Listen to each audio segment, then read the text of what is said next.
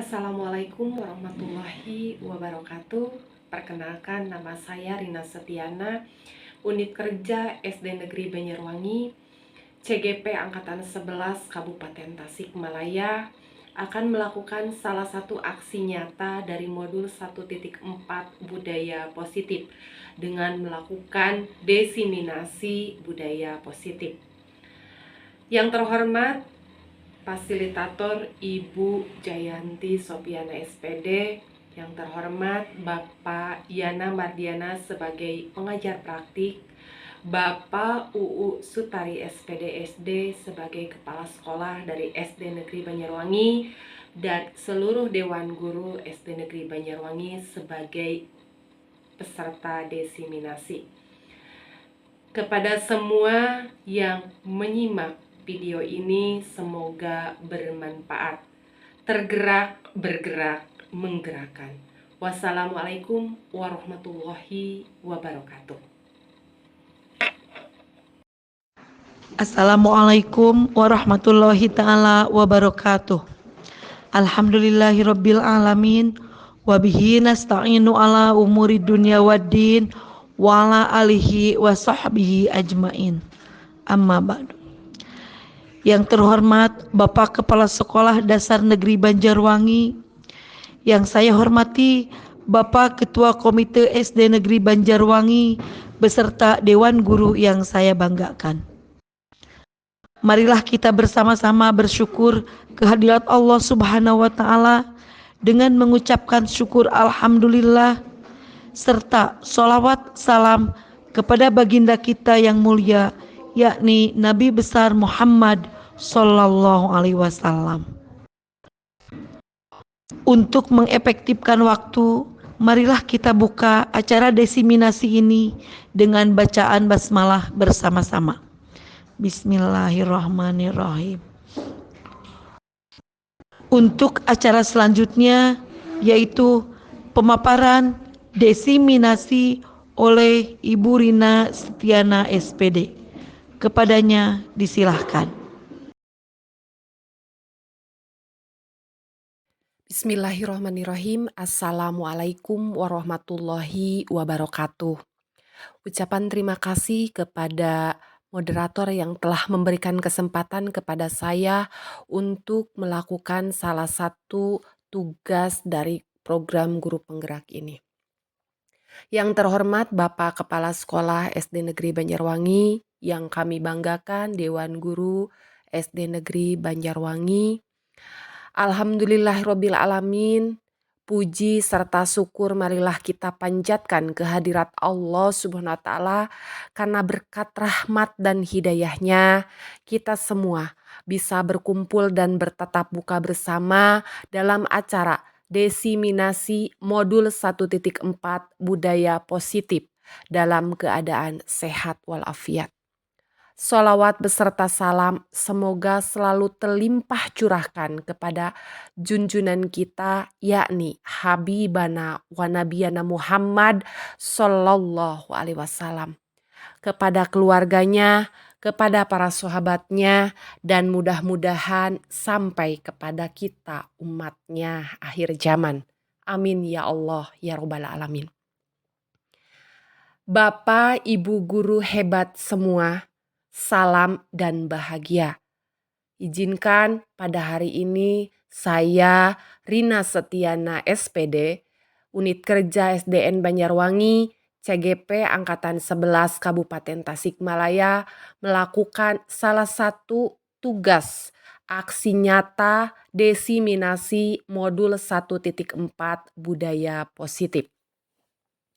Sebelumnya, saya akan memperkenalkan terlebih dahulu para mentor saya dalam pendidikan guru penggerak ini, yakni yang pertama Ibu Jayanti Sopiana SPD, beliau sebagai fasilitator, Bapak Yana Mardiana SPD, beliau sebagai pengajar praktik, Bapak UU Sutari SPD SD sebagai Bapak Kepala Sekolah SDN Banjarwangi, dan Dewan Guru SD Negeri Banjarwangi sebagai peserta desiminasi yang telah memberikan bantuan motivasi baik moral ataupun materialnya. Baik Bapak Ibu guru hebat semuanya, kita mulai dari pertanyaan pemantik. Yang pertama, apakah peraturan atau tata tertib itu penting bagi peserta didik? Yang kedua, apa manfaat peraturan tersebut? Yang ketiga, apakah peserta didik menaati peraturan yang ada? Tentu saja pertanyaan-pertanyaan ini merupakan pertanyaan yang patut kita renungkan karena mungkin tata tertib itu penting bagi peserta didik dan manfaatnya adalah untuk menciptakan keteraturan, untuk menciptakan disiplin dan supaya mereka terkontrol. Yang ketiga, apakah peserta didik menaati peraturan? Ada yang menaati, ada yang tidak, mungkin seperti itu ya.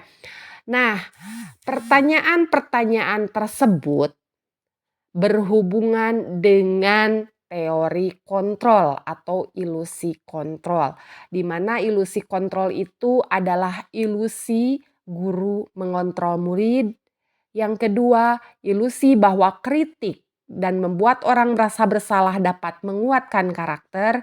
Yang ketiga, ilusi bahwa semua penguatan positif, efektif, dan bermanfaat. Yang keempat, ilusi bahwa orang dewasa berhak untuk memaksa.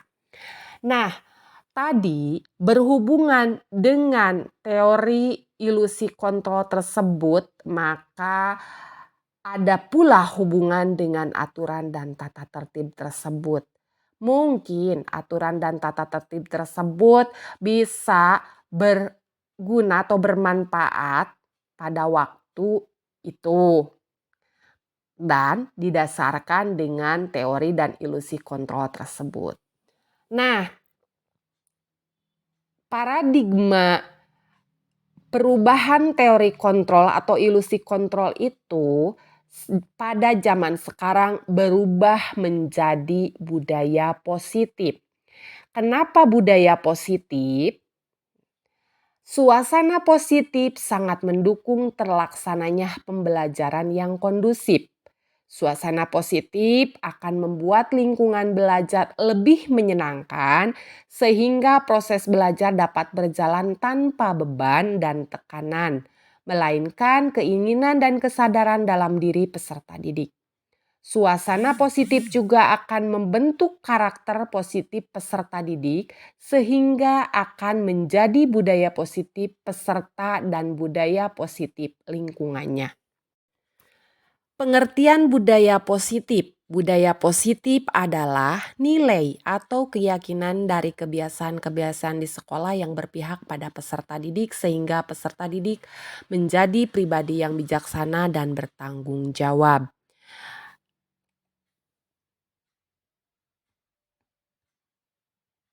Budaya positif juga merupakan perwujudan dari nilai-nilai dan keyakinan universal yang diterapkan di sekolah. Dalam menciptakan budaya positif di sekolah, guru perlu menerapkan berbagai nilai-nilai positif untuk menciptakan lingkungan yang nyaman untuk belajar. Budaya positif mempunyai 6 cakupan yang perlu diterapkan secara berkesinambungan, yaitu yang pertama, konsep disiplin positif, yang kedua, keyakinan kelas, yang ketiga, pemenuhan kebutuhan dasar manusia, yang keempat, posisi kontrol, yang kelima, teori motivasi, sanksi dan hukuman, yang keenam, segitiga restitusi. Dalam cakupan budaya positif itu yang pertama adalah konsep disiplin positif. Langkah awal dalam menumbuhkan budaya positif di sekolah yakni menerapkan disiplin positif. Disiplin positif adalah perilaku disiplin yang motivasinya berasal dari dalam diri siswa bukan karena hukuman atau hadiah. Bapak Ibu guru hebat semua, ada 3 motivasi yang mungkin mendasari perilaku setiap manusia. Yang pertama, menghindari ketidaknyamanan atau hukuman. Yang kedua, ingin mendapatkan penghargaan atau imbalan atau hadiah. Yang ketiga, atas dasar kebutuhan, atas dasar keinginan, atas dasar kesadaran bahwa hal tersebut atau nilai-nilai tersebut dipercayai oleh mereka merupakan nilai yang baik untuk dirinya sendiri. Nah, yang kedua adalah keyakinan kelas. Keyakinan adalah nilai-nilai kebaikan atau prinsip yang disepakati bersama. Adapun yang dimaksud dengan keyakinan kelas yaitu seperangkat aturan kelas yang telah disepakati bersama. Dengan membuat keyakinan kelas, siswa akan lebih bersemangat atau melaksanakan prinsip dan nilai-nilai yang mereka buat. Bapak Ibu yang kami hormati, sepengalaman saya, jika kita kaitkan dengan pertanyaan pemantik yang dari awal, yaitu mengenai tata tertib atau aturan dengan keyakinan kelas, apa bedanya keyakinan kelas dengan tata tertib tersebut? Kalau tata tertib atau aturan, sepengalaman saya, mau tidak mau, kesannya seperti itu ya, mau tidak mau, suka atau tidak suka harus dilaksanakan itu tata tertib. Dipangpang di setiap kelas atau dipangpang di sekolah-sekolah tersebut sebagai bentuk aturan. Tetapi kalau keyakinan kelas itu merupakan salah satu seperangkat aturan yang prosesnya telah disepakati bersama. Itu mengenai keyakinan kelas. Nah, contoh keyakinan kelas ini dapat dilihat di sini ya Bu ya. Contohnya misal kami guru dan peserta didik kelas 2A meyakini untuk misalnya pertama, datang tepat waktu, hormati guru dan teman, angkat tangan jika ingin bicara, dengarkan penjelasan guru, rapikan buku setelah belajar, bermain di halaman, jujur dalam ujian misalkan ya, terus makan minum di luar kelas misalkan seperti itu, terus minta izin sebelum keluar kelas, itu adalah contoh-contoh dari keyakinan kelas. Nah, hal ini akan berhubungan dengan cakupan budaya positif ketiga, yaitu pemenuhan kebutuhan dasar manusia. Dalam ilmu psikologi, kebutuhan dasar manusia sangat mempengaruhi karakter, perilaku, dan tindakan seseorang. Kebutuhan dasar manusia dapat diartikan sebagai unsur-unsur yang diperlukan manusia untuk mempertahankan keseimbangan psikologis dan fisiologisnya. William Glasser membagi kebutuhan dasar manusia menjadi 5 hal, yakni 1. Kebutuhan bertahan hidup, 2. Kebutuhan akan kasih sayang dan rasa diterima, 3. Kebebasan, 4. Kesenangan, 5. Penguasaan. Untuk pemenuhan kebutuhan dasar manusia itu, misal kebutuhan bertahan hidup, mereka akan memenuhi kebutuhan tersebut dengan cara makan misalnya, minum, membuat rumah misalnya seperti itu. Terus memakai payung jika kehujanan, berteduh jika kepanasan, misalnya itu pemenuhan untuk bertahan hidup. Dan pemenuhan untuk kasih sayang dan rasa diterima peserta didik juga sama seperti orang dewasa, sama seperti kita. Mereka sangat menginginkan kasih sayang, sangat menunjukkan rasa ingin diterima oleh kita sebagai gurunya. Yang ketiga, pemenuhan rasa kebebasan tersebut bisa dengan bebas mereka bermain, bebas berekspresi, bebas mengeluarkan pendapat. Hal itu akan berhubungan dengan pemenuhan yang keempat, yaitu kesenangan. Mereka senang mendapat perhatian, mereka senang diberi kesempatan, mereka senang dengan segala bentuk apa yang mereka ingin ketahui. Itu adalah fase-fase di mana pemenuhan kebutuhan dasar manusia pada level peserta didik khususnya jenjang kita jenjang SD. Yang terakhir adalah pemenuhan kebutuhan dasar manusia dalam penguasaan. Mereka ingin sekali merasa memiliki atau dimiliki, merasa ada kuasa gitu ya dalam pemenuhan kebutuhan dasar. Berkaitan dengan pemenuhan kebutuhan dasar manusia, mereka peserta didik khususnya di jenjang SD masih belum mempunyai kontrol untuk memenuhi kebutuhan dasarnya. Maka kita sebagai guru memiliki posisi kontrol. Ada 5 posisi kontrol yang bisa diterapkan atau bisa dilaksanakan oleh guru. Yang pertama, guru sebagai penghukum. Yang kedua, guru sebagai pembuat rasa bersalah. Yang ketiga, guru sebagai teman. Yang keempat, guru sebagai pemantau. Dan yang kelima adalah guru sebagai manajer. Posisi kontrol guru sebagai penghukum. Guru yang menerapkan posisi penghukum biasanya akan berkata, "Patuhi aturan saya," atau "awas." Gitu ya. Cenderung adanya ancaman. Atau "Kamu selalu saja salah. Pasti selalu yang terakhir selesai." Itu seperti nada-nada menyalahkan gitu ya untuk guru sebagai penghukum. Nah, guru seperti ini senantiasa percaya hanya ada satu cara agar pembelajaran bisa berhasil, yaitu cara dia. Jadi, kalau guru bertindak dalam posisi kontrol sebagai penghukum ini cenderung bersifat diktator ya kepada peserta didiknya. Nah, yang kedua, posisi kontrol pembuat rasa bersalah.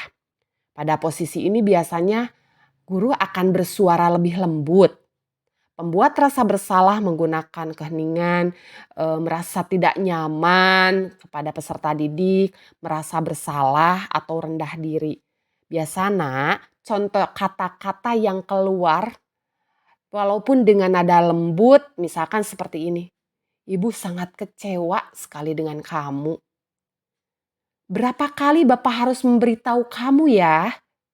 Kunaon atuh hidup teh, kumaha lamun orang tua hidup terang." Itu ya. Itu adalah kata-kata yang sering dilontarkan oleh guru pada posisi pembuat rasa bersalah. Nah, dalam posisi ini murid akan memiliki penilaian diri yang buruk tentang diri mereka. Murid merasa tidak berharga, telah mengecewakan orang-orang yang disayanginya itu ya, ketika guru pada posisi kontrol pembuat rasa bersalah. Untuk yang ketiga, guru sebagai pemantau. Nah, kalau guru sebagai pemantau artinya mengawasi.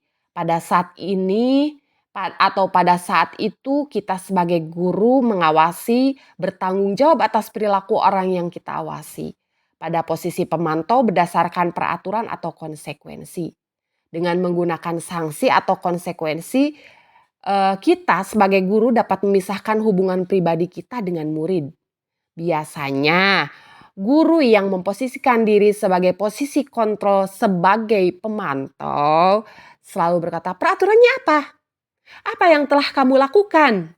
Sanksi atau konsekuensinya apa?" Itu adalah kata-kata yang biasa digunakan oleh guru yang memposisikan diri sebagai pemantau. Nah, seorang pemantau mengandalkan perhitungan, mengandalkan catatan biasanya lengkap ya, beserta bukti atas perilaku dari peserta didik, slip catatan, daftar cek itu adalah guru sebagai pemantau. Selanjutnya guru sebagai teman. Nah, guru pada posisi ini tidak menyakiti murid, namun tetap berupaya mengontrol murid melalui persuasi. Persuasi itu seperti ajakan ya. Posisi teman pada guru bisa negatif, bisa positif, ibu-ibu, bapak-bapak. Positif di sini berupa hubungan baik yang terjalin antara guru dan murid. Guru di posisi teman menggunakan hubungan baik dan humor untuk mempengaruhi seseorang. Biasanya kalau guru dengan memposisikan guru sebagai teman akan berkata, bantu atuh bapak, teu emut karena bantosan bapak gitu ya. Atau ya sudah kali ini tidak apa-apa nanti ibu bereskan. Jadi ada kata bantu, bantuan. Nah itu adalah posisi guru sebagai teman. Tetapi ada hal yang negatif ketika kita memposisikan diri sebagai teman. Bila suatu saat guru tersebut tidak membantu maka murid akan kecewa. Dan biasanya berkata, saya pikir bapak teh teman saya gitu kan ya. Itu adalah guru sebagai teman. Dan yang terakhir posisi kontrol guru yaitu guru sebagai manajer. Dalam manajer, murid diajak untuk menganalisis kebutuhan dirinya maupun kebutuhan orang lain. Di sini penekanannya bukan pada kemampuan membuat konsekuensi, namun dapat berkolaborasi dengan murid sebagaimana memperbaiki kesalahan yang ada. Biasanya seorang guru yang memposisikan diri sebagai manajer akan berkata seperti ini. Apa yang kita yakini? Nah, kembali lagi ke keyakinan kelas ya. Terus apa kamu meyakininya? Terus jika kamu meyakininya apakah kamu bersedia memperbaikinya? Gitu. Itu adalah kata-kata yang sering diucapkan jika guru bertindak sebagai posisi kontrol manajer. Atau apa rencana kamu untuk memperbaiki hal ini? Itu ya. Jadi tugas manajer bukan untuk mengatur perilaku seseorang. Kita sebagai guru membimbing guru untuk mengatur dirinya. Jadi seorang manajer bukan memisahkan murid dari kelompoknya, tapi mengembalikan murid tersebut ke kelompoknya dengan lebih baik dan kuat. Bapak Ibu guru hebat semua, tadi disinggung dalam posisi guru sebagai pemantau ataupun posisi guru sebagai manajer ada sanksi dan konsekuensi. Lalu apa artinya motivasi, hukuman dan sanksi atau konsekuensi? Diana Gosen dalam bukunya Restructuring School Discipline menyatakan, tadi ya sudah disinggung di depan, bahwa tiga motivasi perilaku manusia itu melakukan sesuatu itu ada tiga. Yang pertama untuk menghindari ketidaknyamanan atau hukuman. Yang kedua untuk mendapatkan penghargaan atau imbalan dari orang lain. Yang ketiga untuk menjadi orang yang mereka inginkan dan menghargai diri sendiri dengan nilai-nilai yang mereka percaya. Nah, tujuan dari disiplin positif ini adalah menanamkan motivasi yang ketiga pada murid-murid kita, yaitu untuk menjadi orang yang mereka inginkan dan menghargai diri sendiri dengan nilai-nilai yang mereka percaya. Ketika murid-murid kita memiliki motivasi tersebut misalkan, mereka tidak memiliki motivasi intrinsik yang berdampak jangka panjang. Motivasi yang tidak akan terpengaruh pada adanya hukuman dan hadiah. Misal kalau dicontohkan kepada hal-hal yang konkret.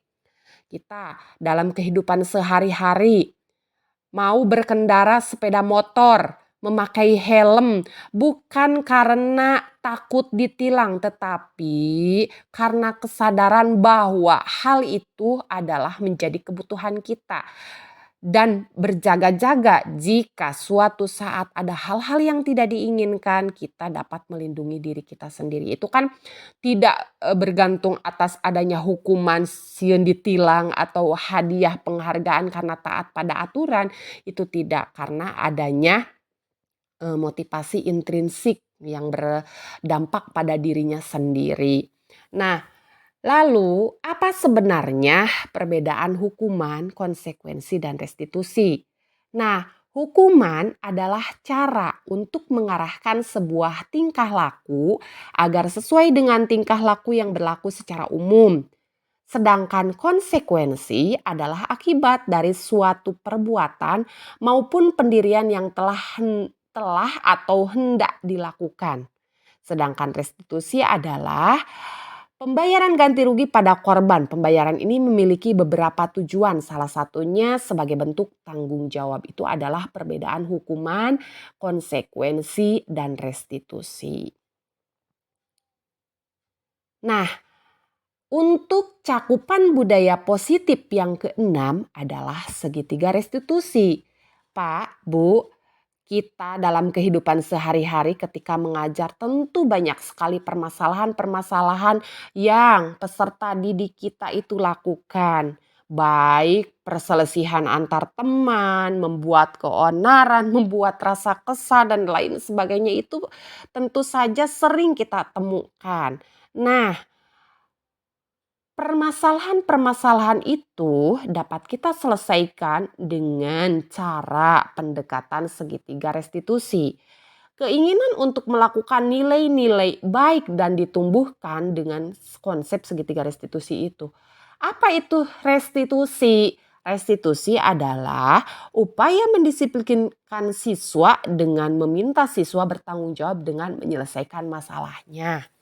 Segitiga restitusi terdiri dari 3 tahapan. Yang pertama, menstabilkan identitas. Kata-kata menstabilkan identitas itu biasanya dengan menggunakan kata-kata eh, tidak ada makhluk yang sempurna. Salah itu wajar. Kamu tentu memiliki alasan atas kesalahan kamu. Itu adalah menstabilkan identitas. Menstabilkan emosi-emosi pada anak. Ya, tentu saja kata-kata itu dilaksanakan atau ditanyakan atau dikatakan ketika kita sudah berbasa-basi pada anak. Menanyakan kesehatan, menanyakan apalah sebelumnya gitu ya. Dalam menstabilkan identitas. Yang kedua, validasi tindakan yang salah. Kata-kata yang digunakan pada validasi tindakan yang salah misalnya seperti ini. Kamu tentu punya alasan kan melaksanakan hal tersebut. Nah, tadi ibu dengar kamu menjewernya ya. Ibu hargai dan ibu apresiasi kamu tidak sampai memukulnya berkali-kali. Misalkan seperti itu ya pada validasi tindakan yang salah. Nah, tahap yang ketiga adalah menanyakan keyakinan. Ketika menanyakan keyakinan kembali lagi kepada tadi. Keyakinan apa yang telah kamu langgar? Bersediakah kamu bertanggung jawab atas keyakinan yang kamu langgar? Terus apa upaya kamu untuk misalkan menyelesaikan keyakinan-keyakinan yang telah kamu langgar? Itu adalah perkataan-perkataan atau pertanyaan-pertanyaan yang dilakukan ketika tahap menanyakan keyakinan pada anak. Ibu yang kami hormati, pemaparan dari awal sampai akhir mengenai budaya positif telah saya paparkan. Sekarang saya harap kepada ibu bapak untuk merefleksikan apa yang telah bapak ibu simak dari pemaparan sharing saya mengenai budaya positif. Tolong ditulis dalam kertas sticky note ini mengenai posisi kontrol sebagai guru. Menurut Bapak Ibu guru hebat semua, posisi kontrol apa yang paling tepat dilakukan? Iya, silahkan ditulis dan mohon diberikan alasannya. Nah, ini disilahkan ditulis di sini. Saya bagikan kertasnya.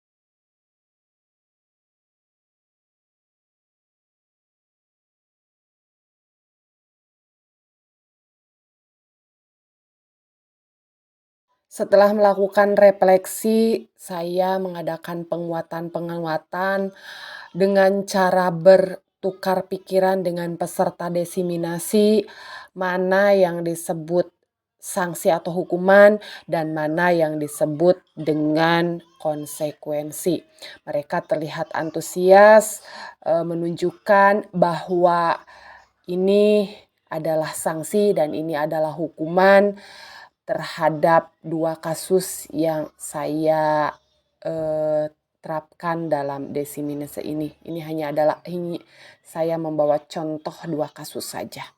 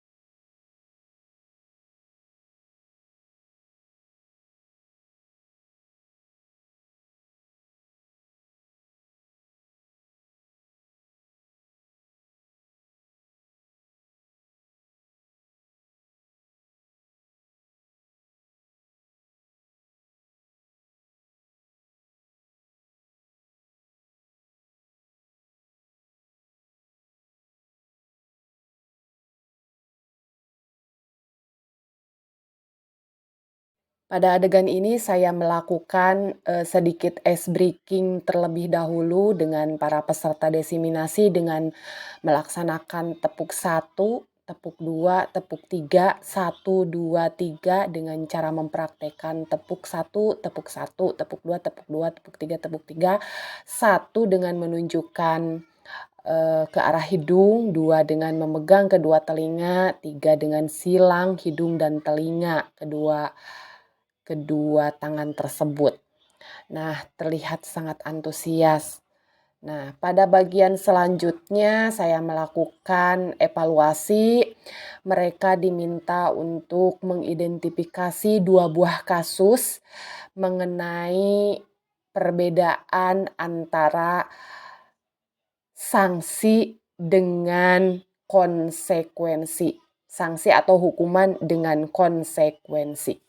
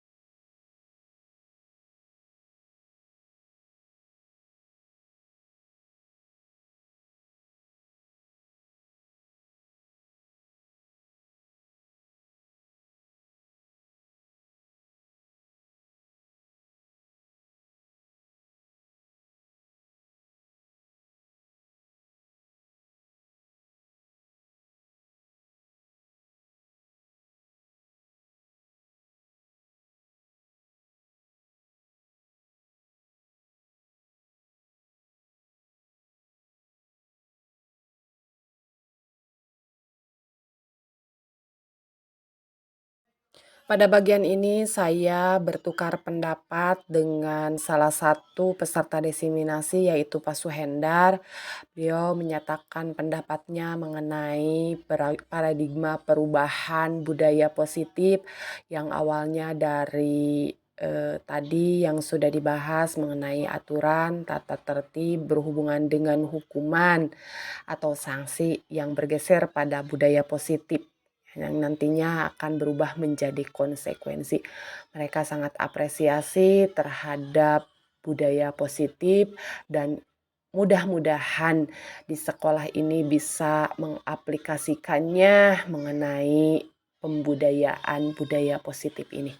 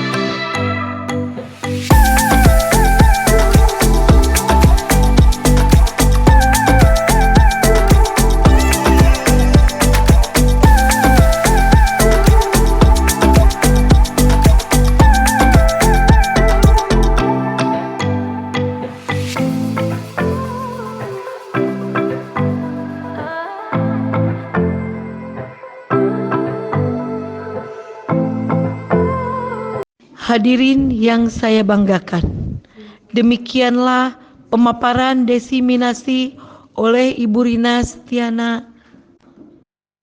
Mari kita tutup.